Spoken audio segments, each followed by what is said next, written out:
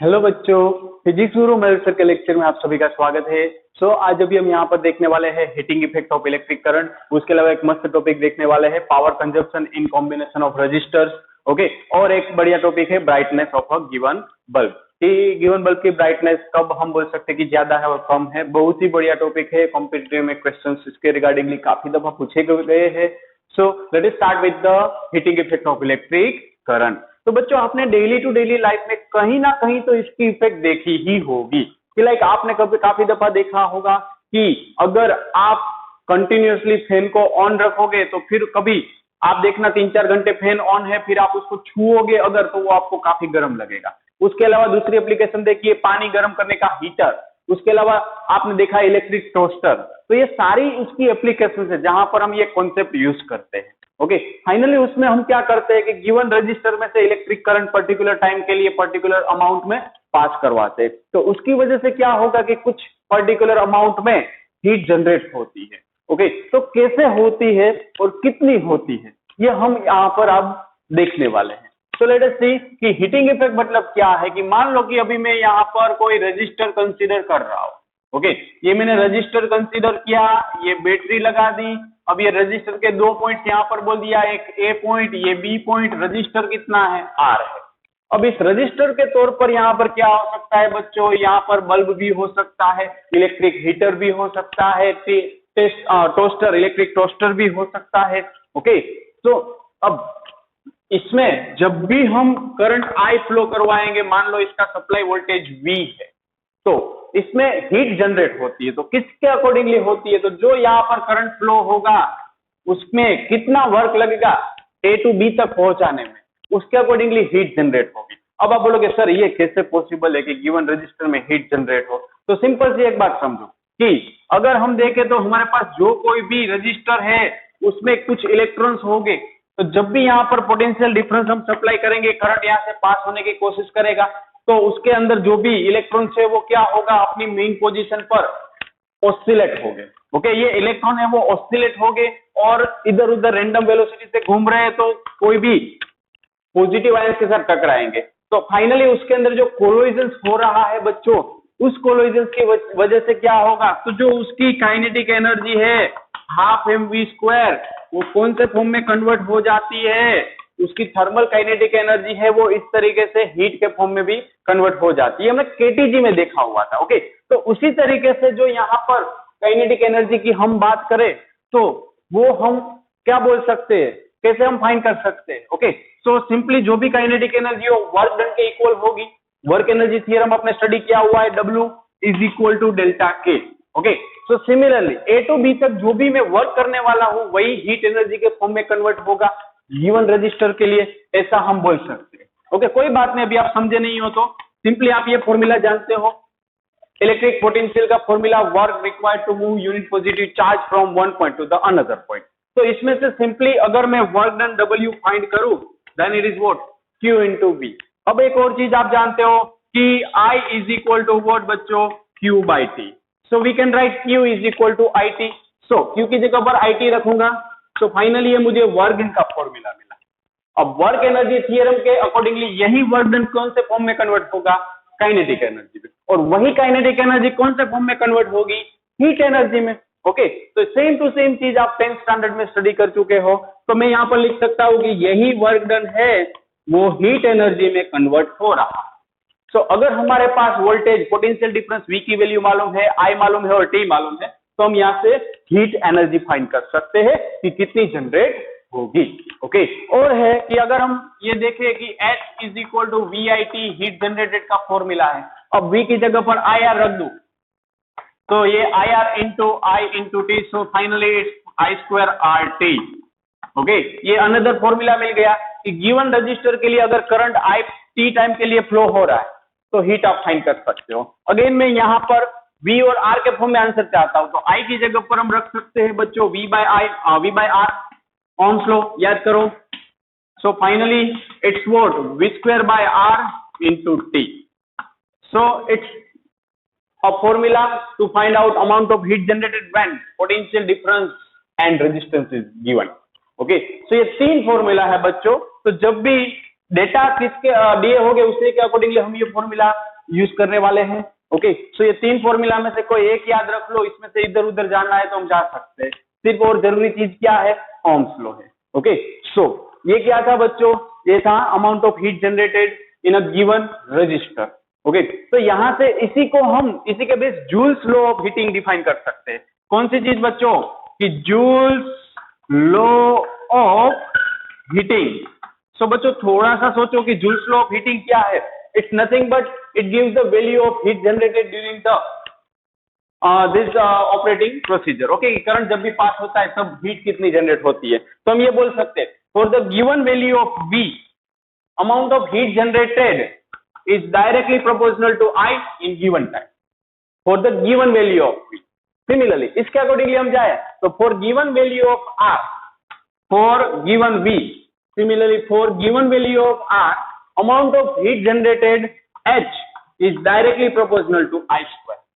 Similarly, इसको हम ऐसे भी बोल सकते हैं for given value of I, for given value of I, amount of heat generated H is directly proportional to R. हम ऐसे भी डिफाइन कर सकते हैं for given value of V, amount of heat generated is inversely proportional to resistance. So it is the different way to define, to explain the Joule's law of heating. Okay बच्चों, so बच्चों ये था Joule's law of heating. Now अब इसके बाद में हम wait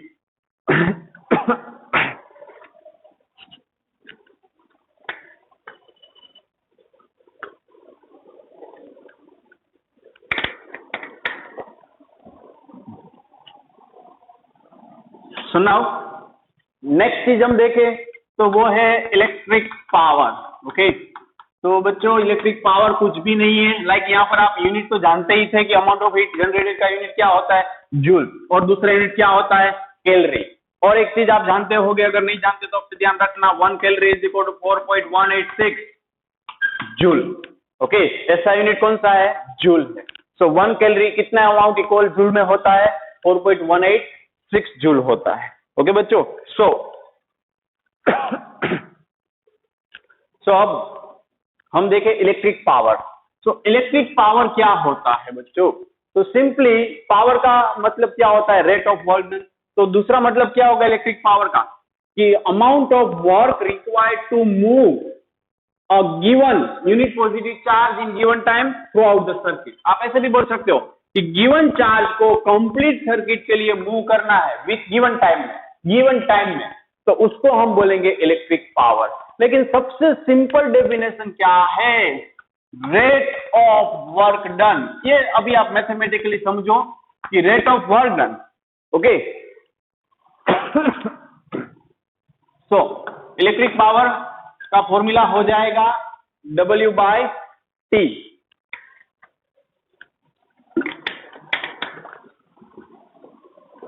तो फाइनली बच्चों वर्क डन का फॉर्मूला, यहां पर आप कुछ भी लगा दो, VIT लगा दो, तो वर्क डन का फॉर्मूला VIT लगाऊंगा, सो ये पावर का फॉर्मूला आएगा VI।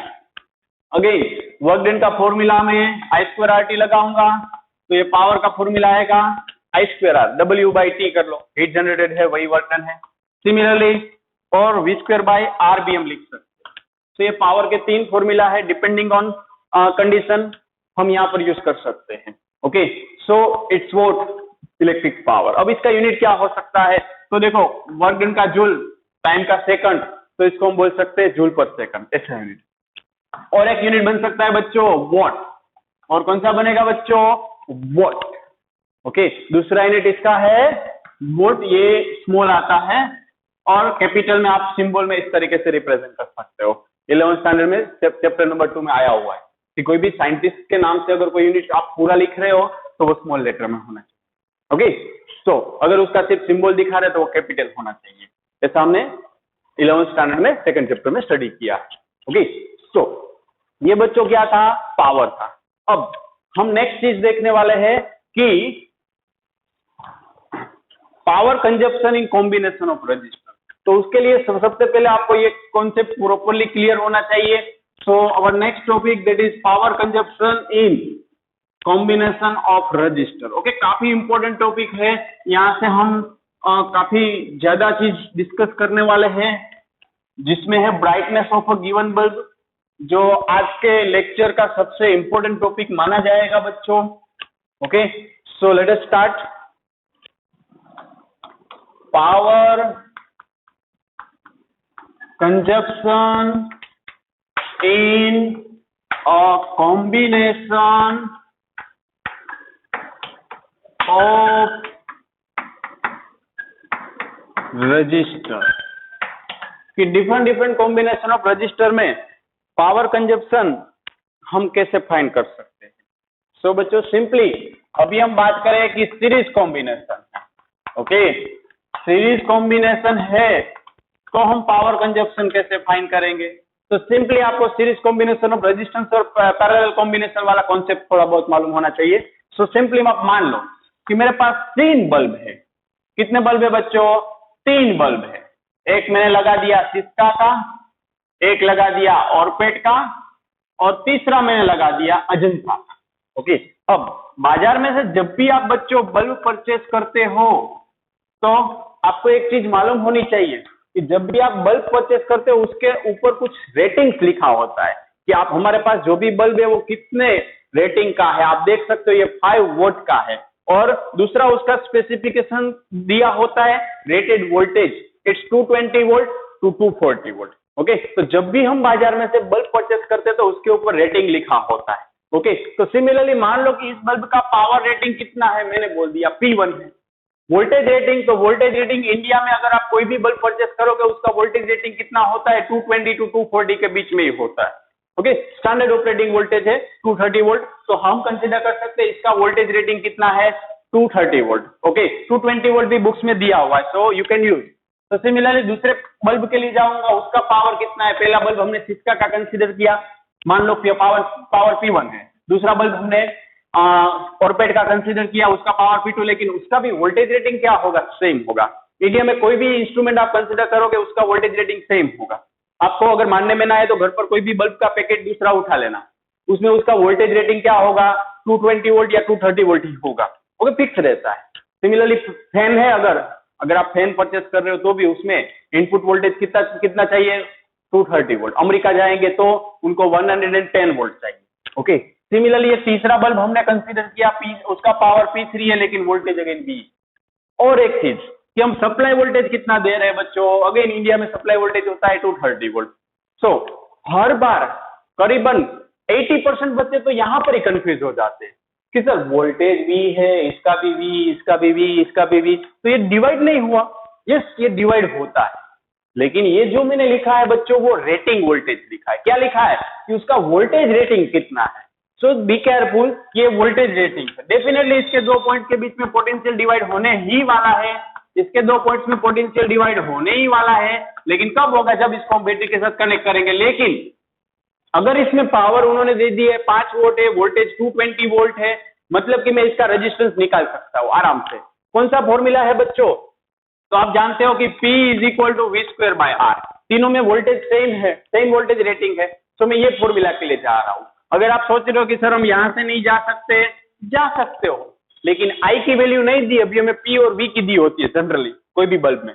ओके, सो अब P = V²/R के अकॉर्डिंगली मैं जाऊं बच्चों, तो R1 = व्हाट बच्चों? V²/P। Similarly R2 = what?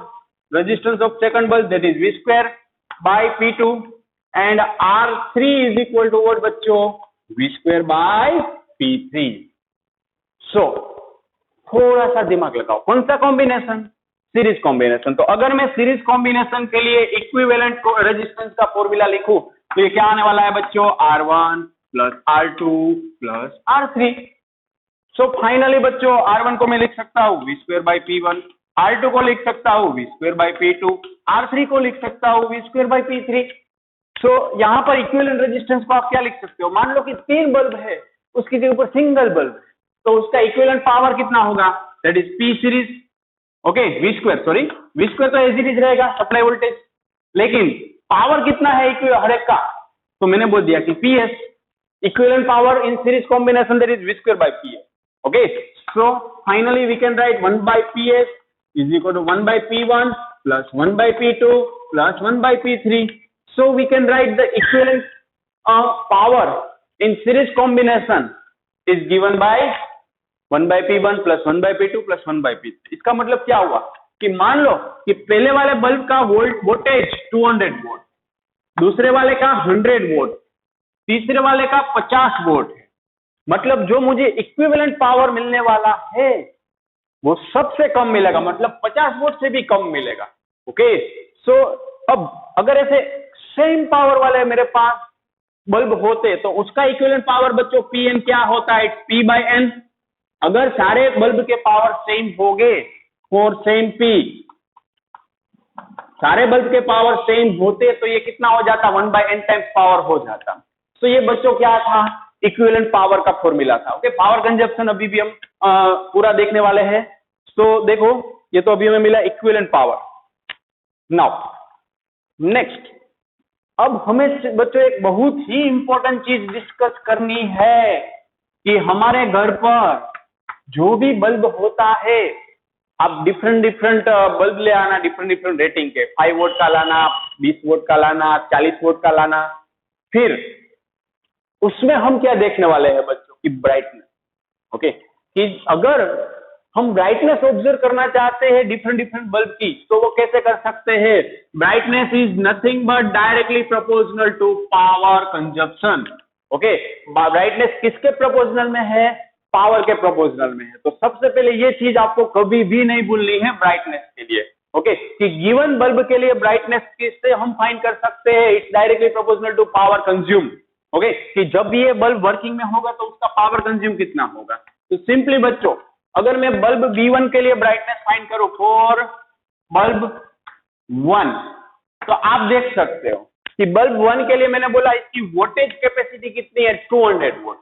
जैसे कि मैंने बोला इंडिया में वोल्टेज, स्टैंडर्ड वोल्टेज आप अपने घर पर मेजर कर देख सकते हो आराम से, 230 वोल्ट होता है। मानने में ना आए तो अपने आपके घर पर डिजिटल मीटर ही है, उस पर सिर्फ 2 मिनट तक फोकस करोगे ना तो इसका वोल्टेज रेटिंग आ जाएगा कि कितना है। 229 पॉइंट समथिंग होगा, कभी 230 पॉइंट समथिंग होगा, वोल्ट लिखा होगा, पता चल जाएगा। सो हम बोल सकते हैं हर एक बल्ब के लिए ये तो फिक्स है। तो बल्ब 1 के लिए बच्चों में जाओ तो R1 का फॉर्मूला बच्चों क्या होगा? V² by P1 that is 200। अब जैसे कि मैंने बोला मुझे ब्राइटनेस फाइंड करने में इंटरेस्ट है, मतलब बच्चों मैं बोल सकता हूं कि पहले बल्ब के लिए पावर का फॉर्मूला में लगा सकता हूं, लेकिन अब पावर के लिए मैं क्या लगा रहा हूं बच्चों? I² R1। कई को? Because series combination of bulb है, मतलब करंट कांस्टेंट रहने वाला है। अब आप बोलोगे सर आपने V² by R1 क्यों यूज नहीं किया? तो आप सिंपल सी मेरी बात समझो कि अब जो पावर कंजप्शन होगा उसमें इसके 2 पॉइंट के बीच में वोल्टेज क्या होगा? It's V1 not V। अब आप बोलोगे सर ये क्या किया? तो आपने ये मैंने क्या किया, उसके रेटिंग जो थे उसमें से रेजिस्टेंस निकाला। लेकिन जब भी बल्ब ऑपरेट होता है तो मैंने स्टार्टिंग में समझाया, जब बल्ब ऑपरेट होगा तो ये पोटेंशियल हर एक पॉइंट के बीच में अलग अलग होगा। मतलब अगर 220 वोल्ट में सप्लाई कर रहा हूं तो हो सकता है इसको 80 वोल्ट जाए, इसको 60 वोल्ट जाए, ओके, और इसको 80 वोल्ट जाए। So it may be possible, okay, इसको सॉरी 60 जाएगा ना, एक मिनट, 80 160 प्लस 60, यस 80 जाएगा। मान लो कि ये डिपेंड्स है, ओके, कि कितना वोल्टेज डिवाइड हो रहा है। सो बच्चों आप अगर ये फॉर्मूला यूज करना चाहते हो ब्राइटनेस के लिए कर सकते हो, लेकिन आप यहाँ पर देखोगे तो आपको V1 फाइंड करने जाना पड़ेगा। लेकिन अगर I वाला फॉर्मूला यूज करेंगे तो V1 फाइंड करने की कोनो जरूरत नहीं रहने वाली है। सो बी केयरफुल बच्चों, न्यूमेरिकल हम करने वाले हैं, so don't worry. Similarly for bulb 2 R2 that is nothing but V² by P2, मतलब V² by 100। अगेन P2 में फाइंड करूंगा, I तो हर एक में कॉमन फ्लो होने वाला है, सीरीज कॉम्बिनेशन है। सो I² R2 that is V² by 100। इसमें I² into V² by 200, V same I same, okay, finally V उसका रेटिंग है और यहां पर हमने लगा दिया। Similarly for bulb 3, what is the value of R3 that is V² by P3 that is 50, हमने 50 वोल्ट लिया। तो फाइनली बच्चों P3 पावर कंजप्शन में I² R से इसलिए जा रहा हूं क्योंकि मुझे बारी बारी दूसरी quantity V1 V2 V3 find ना करना पड़े। सो I² into R3 that is V² by 50। So now just observe कि पावर P बल्ब जो के लिए आप पावर फाइंड कर रहे हो, तो P का फॉर्मूला होता है I2R सीरीज कॉम्बिनेशन के लिए। सो यू कैन सी कि पावर P3 सबसे ज्यादा किस में पावर आपको मिल रहा है बच्चों, तो जिसका डिनोमिनेटर कम होगा उसमें। मतलब बच्चों हम बोल सकते हैं P3 is greater then P2 is greater then P1। मतलब बच्चों हम ये बोल सकते हैं कि थर्ड बल्ब है वो सबसे ज्यादा ब्राइट होगा। कई को सी हमने यहाँ पर पावर जो फाइंड किया, हमने बोला कि ब्राइटनेस है वो डायरेक्टली प्रोपोर्शनल टू पावर है। तो अगर पावर ज्यादा होगा मतलब ब्राइटनेस ज्यादा होगी। सिंपली आप सोचो, पावर का यूनिट होता है जूल पर सेकंड, पावर कंजप्शन। तो गिवन सेकंड में अगर थर्ड बल्ब है उसका पावर ज्यादा आया, IV तो सब में कॉमन है, ओके। तो अगर इसका पावर बच्चों ज्यादा आया, उसका मतलब क्या है कि वो गिवन टाइम में ज्यादा एनर्जी रिलीज कर रहा है, हीट एनर्जी प्रोड्यूस कर रहा है, ऐसा हम बोल सकते हैं, कंज्यूम कर रहा है। So we can say that कि bulb 3 is more brighter than other. Okay, so बच्चों ये कॉन्सेप्ट ध्यान रखना, थोड़ा कुछ है नहीं। मतलब अब हमारे कंक्लूजन पर आए तो सीरीज कॉम्बिनेशन में किसका पावर ज्यादा होगा, अगर हम घर पर सारे बल्ब सीरीज में लगा दे तो किसका पावर ज्यादा होगा, किसकी ब्राइटनेस ज्यादा होगी, किसकी ब्राइटनेस ज्यादा होगी, जिसका पावर वोल्टेज रेटिंग सबसे कम होगा, जिसका वोल्टेज रेटिंग सबसे कम होगा। और दूसरा कंक्लूजन निकाल सकते हैं कि जिसका रेजिस्टेंस सबसे ज्यादा होगा। You can see R3 is greater than R2 is greater than R1। तो जिसका रेजिस्टेंस सबसे ज्यादा होगा उसका ब्राइटनेस सबसे ज्यादा होगा, ओके। क्योंकि P is equal to I2R है, मतलब P is proportional to R। So power resistance के डायरेक्ट प्रोपोर्शन में है और ब्राइटनेस पावर के डायरेक्ट प्रोपोर्शन में है। तो इसमें थोड़ा बहुत बच्चों कंफ्यूजन होगा, लेकिन इसका डेटा आप यूज करके सोल्व करो। अगेन मैंने जो डेटा लिया उससे आप थोड़ा चेंज कर दो। आप यहाँ पर ले लो 100 वोट, यहाँ पर 50 वोट, ये ले लो, वोल्टेज रेटिंग रख दो, एग्जैक्ट वैल्यू यहाँ पर भी रख दो, फिर फाइंड करो, 110% आ जाएगा, ओके। सो ये क्या अभी हमने डिस्कस किया बच्चों कि सीरीज कॉम्बिनेशन है तो उसमें पावर ब्राइटनेस क्या होगी। नाउ अब हम डिस्कस करने वाले हैं पैरेलल कॉम्बिनेशन, ओके बच्चों। तो पैरेलल कॉम्बिनेशन में कैसे हम पावर फाइंड कर सकते हैं। Second one, parallel combination. तो बच्चों पैरेलल कॉम्बिनेशन में इसी बल्ब को अगर हम अरेंज करें, मान लो कि यहां पर मैंने अरेंज किया बल्ब B1 जिसका पावर और वोल्टेज रेटिंग अगेन सेम, जिसका का है ये, दूसरा ऑरपेट का और तीसरा अजंता का। सो मान लो अब मैंने सारे बल्ब को पैरेलल कनेक्ट कर दिया और V वोल्ट के साथ सप्लाई वोल्टेज रख दिया है। So now what we want to find, we want to find power consumption, equivalent power, then we will find brightness. So ये bulb B1, bulb B2, bulb B3, power B3 का P3, इसका P2, इसका P1, okay. और data अगर हम लिखे तो हमने पहले वाले का पावर 200 वोट कंसीडर किया, दूसरे वाले का 100 वोट किया और तीसरे वाले का 50 वोट किया। So now again supply voltage भी कितना है, V है। सो इसमें भी उसका रेटेड वोल्टेज रेटिंग, आप बाजार से जब भी कंफ्यूजन हो तो एक काम करना, घर से ऐसा बॉक्स ढूंढ लेना, ओके। या बल्ब पर, काफी बल्ब में लिखा ही होता है वोल्टेज रेटिंग, वो देख लेना, मालूम पड़ जाएगा कि ये VQ में हर एक में सेम ले रहा हूं। क्योंकि सबसे बड़ा कंफ्यूजन बच्चों का यही होता है कि सर आप यहाँ पर V ले रहे हो और ये भी V ले रहे हो।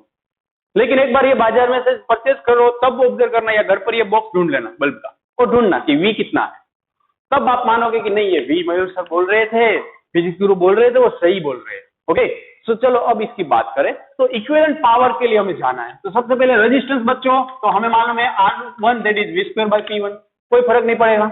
R2 that is V2/P2, R3 that is V2/P3, yes. अब 3 मेरे पास बल्ब है, उसकी जगह पर सिंगल बल्ब होता तो इक्विवेलेंट रेजिस्टेंस का फॉर्मूला तो हम जानते हैं 1/R that is 1/R1 plus 1/R2 plus 1/R3। So 1/R1 that is V2/P1, सो मैं ऐसा लिख सकता हूं reciprocal, plus it's V2/P2 plus it's V2/P3, और 1/R को मैं लिख सकता हूं V2/P equivalent power, okay. So P equivalent you can see it's nothing but P1 plus P2 plus P3. Now just at this quantity equivalent power कितना मिलेगा 200 plus 100 plus 50 350। मतलब हम क्या बोल सकते हैं पैरेलल कॉम्बिनेशन है तो इक्विवेलेंट पावर जो सबसे ज्यादा पावर होगा ना उससे भी ज्यादा होगा। मतलब ये घर पर आपके कौन सा कॉम्बिनेशन होता है पैरेलल कॉम्बिनेशन ही होता है। अगर ये 3 डिफरेंट बल्ब लगा लोगे आपको पता चल जाएगा कि किसका पावर ज्यादा है। सो चलो इक्विवेलेंट पावर तो काफी इजी चीज है। मुझे मालूम है आपका टारगेट क्या है ब्राइटनेस। ओके कौन ज्यादा चमकेगा ये चमका या नहीं चमका वो तो दूसरे नंबर की बात है। सो अब ब्राइटनेस की बात करें बच्चों तो अब पैरेलल कॉम्बिनेशन के again brightness is directly proportional to power ये तो हम सभी जानते हैं। लेकिन पावर का कौन सा फॉर्मूला यूज करूं पावर कंजम्पशन का। अब जैसे कि मैंने इसमें यूज किया आई स्क्वायर आर मैंने दूसरा सजेस्ट किया वी स्क्वायर बाय आर कौन सा यूज करूंगा सोचो थोड़ा। यस कि मैं आई स्क्वायर आर करूंगा तो मुझे I1 चाहिए P2 के लिए I2 चाहिए I3 चाहिए इसलिए मैं इस पर अभी नहीं जाने वाला हूं। गलत नहीं है अगर आप सोच रहे हो तो थोड़ा लेंदी हो जाता है थोड़ा स्मार्ट वर्क करे। तो अगर हम देखें तो V सभी में कॉमन है सप्लाई वोल्टेज। सो हम P के लिए जाएंगे V स्क्वायर बाय R। सो पहले बल्ब के लिए P1 का फॉर्मूला लगाऊंगा बच्चों V स्क्वायर बाय R1।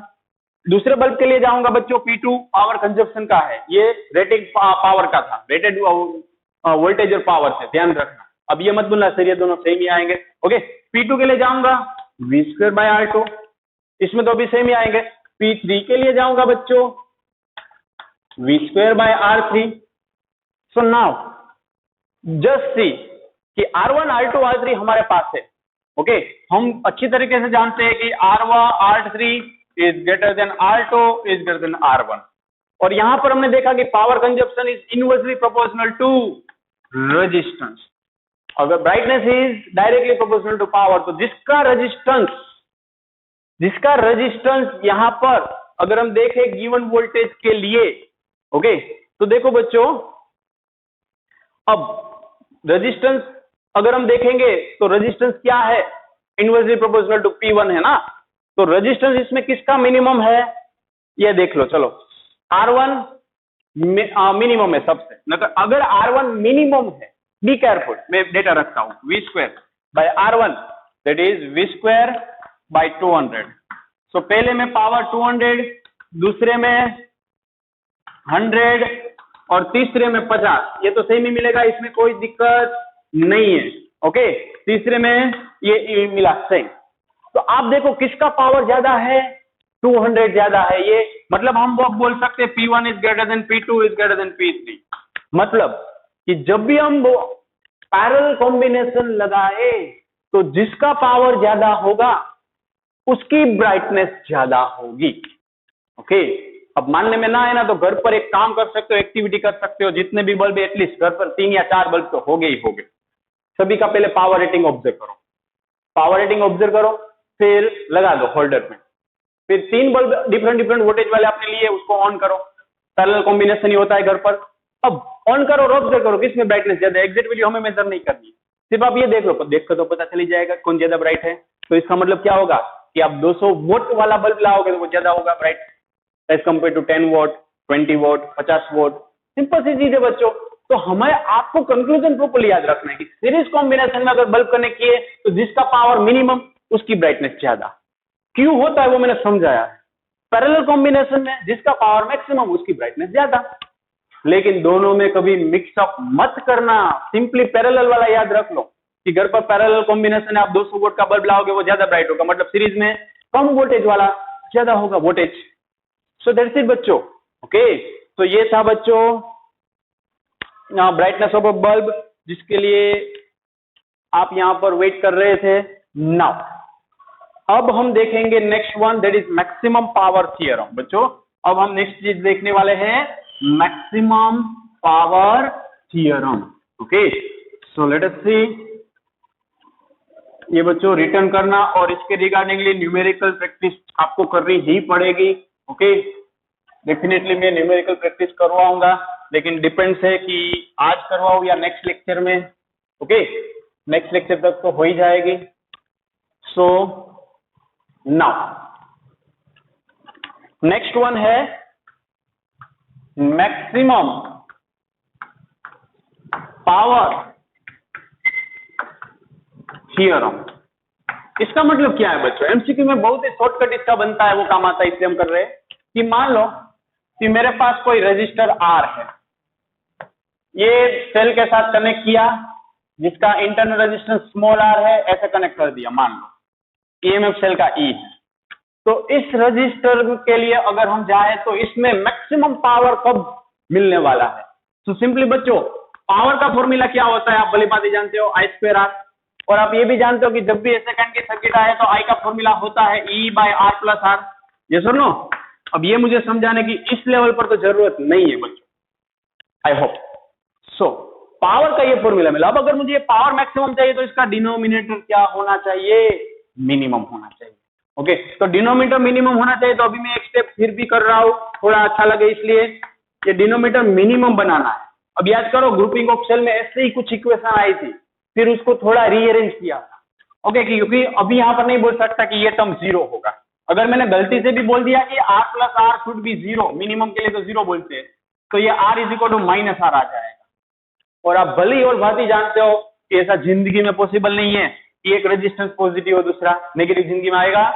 ले नहीं आएगा। सो अब मैं इसको बच्चों क्या कर रहा हूं, ध्यान से ऑब्जर्व करो कि आर प्लस आर का स्क्वायर है, मैं उसको लिख रहा हूं R minus R square plus 4 into R small R. जिसको भी समझ में ना आए ना, वो इसको स्प्लिट कर लो, आर माइनस आर स्क्वायर को स्प्लिट करो, फिर ऐड करो, फाइनली देखोगे तो इसके जैसा ही मिल जाएगा। इसको भी स्प्लिट करो, ऑब्जर्व करोगे तो पता चल जाएगा ये क्या किया, दोनों सेम ही terms. Okay, so finally P is equal to, अब ये ऐसा कुछ जो भी मिला है, अब इसमें आप ये तो जीरो नहीं बोल सकते, आपको मालूम है, ये टर्म जीरो बोल सकते हो। सो हम बोल सकते हैं कि for maximum power denominator must be zero. So denominator में ये मल्टीप्लीकेशन वाला टर्म जीरो नहीं हो सकता, मतलब हम बोल सकते हैं कि R minus R must be zero, इसको बोल सकते हैं। Okay, so we can write R is equal to small R. So given cell को जब भी एक्सटर्नल रेजिस्टेंस के साथ कनेक्ट करें तो मैक्सिमम पावर कब मिलेगा? जो तो हम लिख सकते हैं बच्चों, मैक्सिमम पावर के लिए इसी इक्वेशन में रखो value E by R plus R, तो कैपिटल आर की जगह पर स्मॉल आर रख रहा हूं, उसका E square into capital R की जगह पर स्मॉल आर। सो जब भी एक्सटर्नल रेजिस्टेंस और इंटरनल रेजिस्टेंस सेम होंगे तब गिवन सर्किट में पावर मैक्सिमम मिलने वाला है। So finally it's how much? It's nothing but E square by R plus R, that is 4r square into are. So are are गयो, सो इस square by 4r, ये हो गया मैक्सिमम पावर। ओके बच्चों, तो यहां से आप मैक्सिमम पावर गिवन सर्किट के लिए फाइंड कर सकते हो। तो बच्चों ये, अब इसके बाद एक और छोटी सी चीज है, चलो डिस्कस कर ही लेते हैं, efficiency of a source of EMF. Okay, कि कोई भी ईएमएफ सोर्स के लिए एफिशिएंसी कैसे मिलती है। सो सिंपली बच्चों, कोई भी सोर्स ऑफ ईएमएफ हो तो एफिशिएंसी का फॉर्मूला क्या होता है बच्चों? Output by input. ये फॉर्मूला तो आप कभी भूलना ही मत। अगर आप खुद की एफिशिएंसी फाइंड करना चाहते हो कोई भी स्टडी के रिगार्डिंगली या कोई दूसरी चीज के रिगार्डिंगली, तो आप इनपुट कितना है उसके इसमें आउटपुट कितना मिला, एफिशिएंसी मिल जाएगी। सो आउटपुट, अभी में हम बात करें ईएमएफ की, तो उसमें output power by input power चलो करते हैं। तो बच्चों इनपुट हमारा क्या होता है? जो ईएमएफ ई कनेक्ट किया हुआ। आउटपुट मतलब कि जो मैंने यहाँ पर रेजिस्टेंस लगाया, बल्ब लगाया, उसके अक्रॉस में मुझे आउटपुट कितना मिला। ओके, सो हम बोल सकते हैं output power that is V into I. Output power कितना होगा? V इंटू आई। लेकिन इनपुट पावर कितना होगा?